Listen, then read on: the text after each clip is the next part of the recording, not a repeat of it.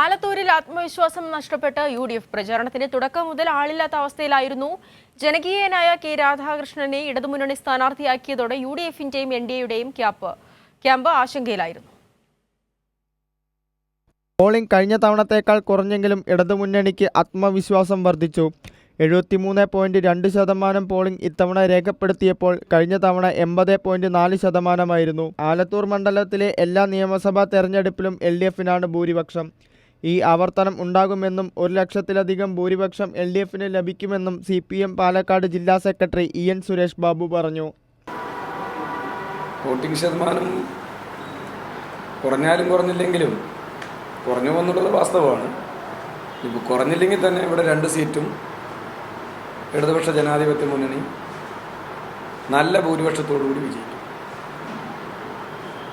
അപ്പം അതിൽ യാതൊരു ആശങ്കയും പോളിംഗിന് ശേഷം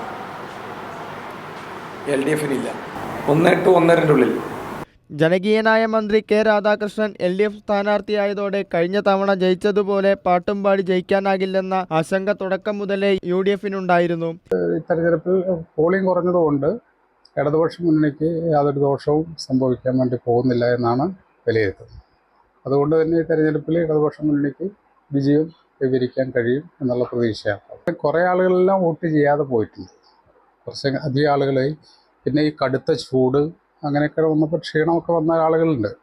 അതിൻ്റെയൊക്കെ ഭാഗമായിട്ടാണ് കുറച്ച് പെർസെൻറ്റേജ് കുറയാൻ കാരണം എന്നാണ്. UDFിൻ്റെയും NDAയുടെയും തെരഞ്ഞെടുപ്പ് പ്രചാരണം മണ്ഡലത്തിൽ നിർജീവമായിരുന്നു. ഇത് പോളിംഗിനെ ബാധിച്ചെന്ന കണക്കുകൂട്ടലിലാണ് UDFും NDAയും.